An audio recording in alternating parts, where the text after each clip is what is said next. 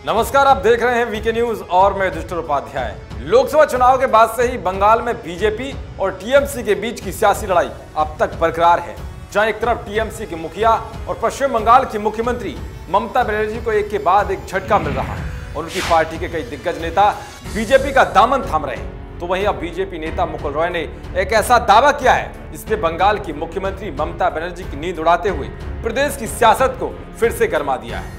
दरअसल मुकुल रॉय ने दावा किया है कि सीपीएम, कांग्रेस और टीएमसी के 107 विधायक उनके संपर्क में हैं। वो किसी भी वक्त पार्टी में शामिल हो सकते हैं। इसके लिए जरूरी कदम उठाए जा रहे हैं। उन्होंने ये भी कहा है कि सभी ऐसे विधायक की लिस्ट तैयार है, सही समय पर उनके नामों की घोषणा कर दी जाएगी। बता दें कि ये कोई पहला मौका नहीं है जब अब मुकुल रॉय ने ऐसा कोई दावा किया हो। इससे पहले भी इसी साल मई में मुकुल रॉय ने 100 विधायकों के बीजेपी में शामिल होने की बात कही थी। उन्हें उस दौरान दावा किया था कि टीएमसी के 100 से ज्यादा विधायक उनके संपर्क में हैं, जिसके बाद सियासत में उबाल भी देखने को मिला था। तो वहीं पीएम मोदी लोकसभा चुनाव के दौरान पश्चिम बंगाल की रैली में दावा कर चुके हैं कि टीएमसी के 40 विधायक उनके संपर्क में हैं। मोदी ने कहा था कि 23 मई के बाद बंगाल में हर जगह कमल खिलेगा और दीदी आपके विधायक भी आपको छोड़ देंगे। दीदी, आपकी जमीन खिसक चुकी है और दीदी देख लेना, 23 तारीख को जब नतीजे आएंगे, चारों तरफ कमल खिलेगा तो तुम्हारे विधायक भी आपको छोड़ करके भाग जाएंगे। दीदी देख लेना। आज भी दीदी तुम्हारे 40 विधायक मेरे संपर्क में है। आज भी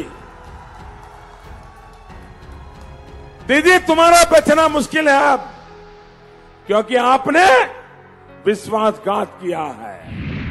दरअसल लोकसभा चुनाव में भाजपा की जीत के बाद से ही पश्चिम बंगाल में टीएमसी के विधायकों और नेताओं का पाला बदलने का सिलसिला जारी है। राज्य में विधानसभा चुनाव नजदीक हैं और ऐसे में विधायकों और नेताओं का पाला बदलना टीएमसी की अध्यक्ष ममता बनर्जी के आगे खाई खोदने से कम नहीं। इसके अलावा लोकसभा चुनाव के दौरान पश्चिम बंगाल में बीजेपी के बढ़े जनाधार का असर अब वहां के स्थानीय निकाय चुनाव में भी देखने को मिला।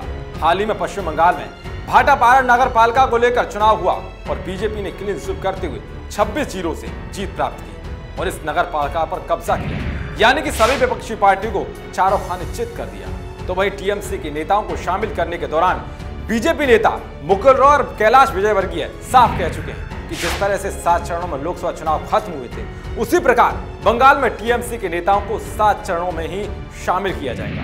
मैंने कहा था 7 चरण का, ये पहले चरण का ही एक्सटेंशन है। अभी 6 चरण बाकी है। अब देखने रहिए, ये तो सिनेमा का पहले दिन बोला ना, ये ट्रेलर चल रहा है, अभी तो पूरा सिनेमा बाकी है। ये 7 चरण में होगा।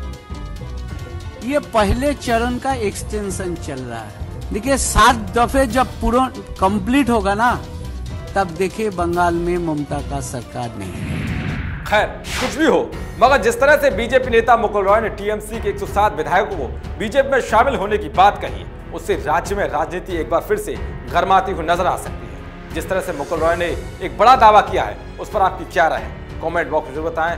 देश और दुनिया की तमाम खबरों को पाने के लिए देखते रहिए वीके न्यूज। शुक्रिया।